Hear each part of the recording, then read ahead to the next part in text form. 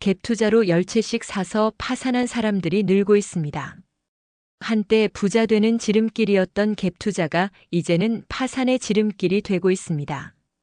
이번 영상에서는 전세 끼고 하는 갭 투자 실패 사례와 망하는 사람들의 공통점에 대하여 심층적으로 알아보는 시간을 갖겠습니다. 오늘 우리가 다룰 내용은 첫째, 실제 갭 투자 실패로 파산한 사례들, 둘째, 실패자들의 공통된 패턴과 심리, 마지막으로 안전한 부동산 투자를 위한 원칙과 대안입니다. 2020년부터 2022년까지 갭 투자는 황금알을 낳는 거위였습니다. 전세가가 오르면서 갭이 줄어들고 집값도 함께 올라 이중 차익을 누렸습니다. 하지만 2023년부터 상황이 180도 바뀌었습니다.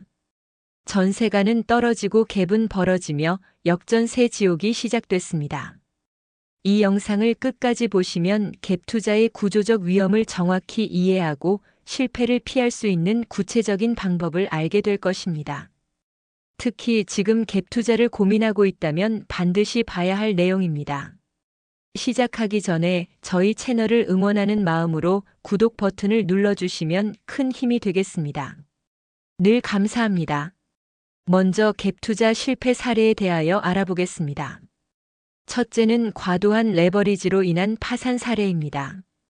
서울 강서구에 사는 A씨 42세의 이야기입니다. 2021년 자기 자본 1억 원으로 시작해 2년 만에 아파트 7채를 보유한 성공한 투자자가 됐습니다. 매매가 10억, 전세 8억인 아파트를 2억씩만 투자해 여러 채 사들였습니다. 처음에는 순조로웠습니다. 전세금은 계속 올라 갭이 줄었고 매매가도 상승해 평가 이익이 수억 원에 달했습니다. 하지만 2023년 금리가 오르고 전세가가 떨어지기 시작하면서 악몽이 시작됐습니다. 전세 만기가 돌아왔지만 새 세입자를 구할 수 없었습니다. 기존 전세금 8억을 돌려주려면 새로 7억이라도 받아야 하는데 시세가 6억으로 떨어진 것입니다. 갭 2억이 순식간에 4억이 됐습니다. 결국 A씨는 대출을 받아 전세금을 돌려줬지만 7채 모두 같은 상황이 반복됐습니다. 매달 대출 이자만 3천만 원, 보유세까지 합치면 4천만 원이 나갔습니다. 결국 전 재산을 잃고 개인 회생을 신청했습니다. 둘째는 지역 선택 실패로 인한 손실 사례입니다. 경기도 외곽에 투자한 B씨 38세의 경우입니다. GTX가 개통되면 대박이라는 말에 혹해 2022년 파주, 양주, 포천 등의 빌라와 오피스텔 5채를 매입했습니다. 당시 갭이 1천만 원 밖에 안 돼 꿀매물이라고 생각했습니다. 하지만 GTX 개통은 계속 연기됐고 인구는 오히려 줄었습니다. 전세 수요가 사라지면서 1년 넘게 공실이 이어졌습니다. 월세로 전환하려 해도 세입자가 없었습니다. 더 큰 문제는 매도도 안 된다는 점이었습니다. 시세보다 30% 싸게 내놔도 매수 문의가 없었습니다. 대출 이자는 계속 나가는데 수입은 제로였습니다. 결국 5채 중 3채가 경매로 넘어갔고 나머지도 처분 중입니다. C씨 45세는 지방 중소도시에 투자했다가 실패했습니다. 대기업이 온다, 신도시가 개발된다는 소문만 믿고 대전, 청주, 천안 외곽에 10채를 샀습니다. 하지만 개발 계획은 무산되고 집값은 반토막 났습니다. 셋째는 시장 타이밍 실패로 인한 고점 물림 사례입니다. 2022년 상반기 집값이 정점일 때 갭 투자를 시작한 D씨 35세의 이야기입니다. 주변에서 갭 투자로 1년 만에 1억 벌었다는 말을 듣고 뒤늦게 뛰어들었습니다. 당시 전문가들은 이미 위험 신호를 보내고 있었습니다. 금리 인상이 예고됐고 전세 수요가 줄어드는 조짐이 보였습니다. 하지만 D씨는 아직 오를 것이라는 낙관론에 빠져 있었습니다. 서울 노원구, 도봉구 일대 오래된 아파트 4채를 갭 5천만 원에 매입했습니다. 6개월 후 전세가가 1억씩 떨어졌습니다. 갭 5천만 원이 1억 5천만 원이 된 것입니다. 패닉에 빠진 D씨는 손절하려 했지만 이미 늦었습니다. 다음은 실패자들의 공통점에 대하여 알아보겠습니다. 첫째는 시장 분석 능력 부족에 대한 문제점입니다. 망하는 사람들의 가장 큰 공통점은 제대로 된 시장 분석 없이 투자한다는 점입니다. 단순히 누가 돈 벌었다더라, 여기가 오른다더라 같은 카더라 정보에 의존합니다. 인구 동향, 일자리 현황, 개발 계획의 실현 가능성 등 기본적인 분석조차 하지 않습니다. 전세 가율 매매가 대비 전세가 비율이 70%를 넘으면 위험한데도 이런 지표조차 모르고 투자합니다. 실제로 파산한 투자자 50명을 조사한 결과 80%가 해당 지역의 인구 증감을 몰랐고 90%가 전세 가율 개념을 모르고 있었습니다. 느낌과 감으로 투자한 것입니다. 또한 거시경제 흐름을 읽지 못합니다. 금리가 오르면 대출 이자 부담이 늘고 전세 수요가 줄어든다는 기본 원리를 무시합니다. 미국 연준의 정책, 한국은행의 기준금리 방향성 등을 전혀 고려하지 않습니다. 둘째는 자금 관리 실패와 과도한 욕심입니다. 성공한 갭 투자자를 보면 보수적으로 접근합니다. 갭을 매매가의 10% 이내로 제한하고 여유 자금을 충분히 확보합니다. 하지만 실패자들은 갭이 1, 2천만 원이어도 기회라며 뛰어듭니다. 더 큰 문제는 현금 유동성을 전혀 고려하지 않는다는 점입니다. 모든 자금을 투자에 쏟아붓고 비상금은 제로입니다. 6개월 공실, 보일러 고장, 전세금 반환 등 예상치 못한 상황에 대처할 능력이 없습니다. 실제 사례를 보면 월 소득 500만 원인 사람이 월 대출 이자만 600만 원을 내는 경우가 있습니다. 전세가 끼어 있으니 괜찮다고 생각하지만 공실이 생기면 바로 디폴트입니다. 한 채 더 하는 욕심도 문제입니다. 첫 투자에서 재미를 보면 브레이크 없이 확대합니다. 10채, 20채씩 보유하며 나는 특별하다는 착각에 빠집니다. 셋째는 리스크 관리 부재와 낙관적 편향입니다. 실패자들은 최악의 시나리오를 전혀 고려하지 않습니다. 전세가는 계속 오를 것이고 공실은 생기지 않을 것이며 금리는 내려갈 것이라고 믿습니다. 스트레스 테스트를 해본 적이 없습니다.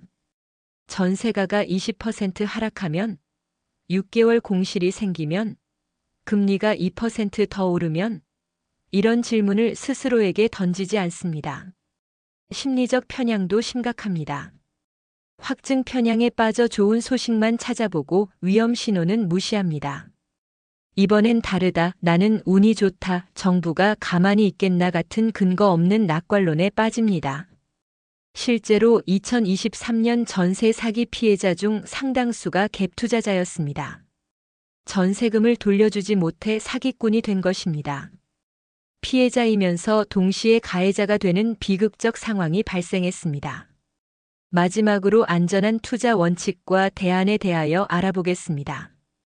첫째는 보수적 LTV 설정과 현금 확보 전략입니다. 성공적인 부동산 투자를 위해서는 LTV를 50% 이하로 유지해야 합니다. 매매가 10억인 아파트를 산다면 최소 5억은 자기 돈이어야 한다는 뜻입니다. 이래야 시장 변동에도 버틸 수 있습니다. 갭 투자를 한다면 갭이 매매가의 10% 이내인 물건만 고려하세요. 10억 아파트라면 전세가 9억 이상인 경우만 투자 대상입니다. 갭이 크면 클수록 위험도 커집니다. 여유 자금은 필수입니다. 최소 1년치 대출이자와 6개월 공실을 버틸 수 있는 현금을 확보하세요. 투자 물건 한 채당 5천만 원 이상의 예비비를 준비하는 것이 안전합니다. 분산 투자도 중요합니다.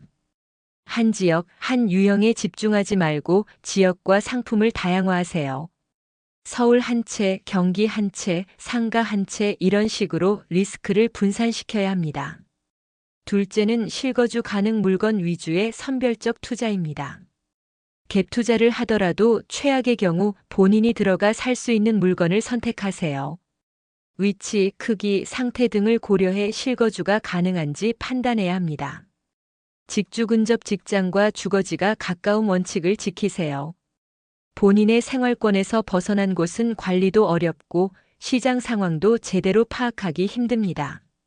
노후 아파트보다는 10년 이내 신축을 선택하세요. 유지보수 비용이 적게 들고 전세 수요도 안정적입니다. 대단지 아파트가 소단지보다 유동성이 좋습니다. 학군과 교통이 좋은 곳을 선택하세요. 이런 곳은 실수요가 탄탄해 공실 위험이 적습니다. 지하철역 도보 10분 이내, 초중고 도보 15분 이내가 이상적입니다. 셋째는 대안 투자 방법과 출구 전략 수립입니다. 갭 투자 대신 고려할 수 있는 대안들이 있습니다. 리츠 부동산 투자 신탁은 소액으로도 간접 투자가 가능하고 환금성도 좋습니다. 연 5 내지 7% 배당 수익을 기대할 수 있습니다. 부동산 펀드도 좋은 대안입니다. 전문가가 운용하기 때문에 리스크 관리가 체계적입니다. 최소 가입 금액도 1천만 원 정도로 부담이 적습니다. 오피스텔이나 상가 투자도 고려해 보세요. 주택보다 규제가 적고 월세 수익이 안정적입니다. 다만 공실 리스크가 있으니 입지 선정이 중요합니다. 무엇보다 출구 전략을 명확히 세우세요. 언제 팔 것인지, 얼마에 팔 것인지, 못 팔면 어떻게 할 것인지 미리 계획을 세워야 합니다. 오르면 팔지 같은 막연한 기대는 금물입니다. 오늘은 갭 투자 실패 사례와 망하는 사람들의 공통점을 상세히 살펴봤습니다. 과도한 레버리지, 잘못된 지역 선택, 시장 타이밍 실수가 주요 실패 원인입니다. 실패자들은 시장 분석 능력이 부족하고 자금 관리에 실패하며 리스크를 과소평가하는 공통점이 있습니다. 갭 투자는 고수익을 낼 수 있지만 그만큼 위험도 큽니다. 2020년부터 2022년의 성공 신화는 이제 과거가 됐습니다. 금리가 높고 전세 수요가 줄어드는 현재 상황에서 갭 투자는 매우 신중하게 접근해야 합니다. 만약 투자를 결정한다면 보수적으로 접근하세요.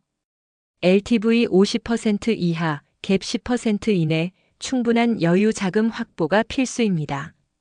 실거주 가능한 물건을 선택하고 분산 투자로 리스크를 줄이세요. 부동산 투자의 왕도는 없습니다.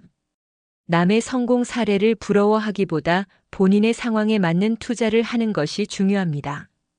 갭 투자가 답이 아니라면 리츠, 펀드, 상가 등 다양한 대안을 검토하세요. 무엇보다 투기가 아닌 투자를 해야 합니다. 한탕주의를 버리고 장기적 관점에서 안정적인 자산 형성을 목표로 하세요. 그것이 부동산 투자에서 살아남는 유일한 방법입니다. 영상이 도움이 되셨다면 구독 버튼을 꼭 눌러주시고 소중한 분들에게 다 함께 이 정보를 공유하여 주십시오. 다음에도 더욱 알차고 유익한 정보로 찾아뵙겠습니다. 시청해 주셔서 정말 감사합니다.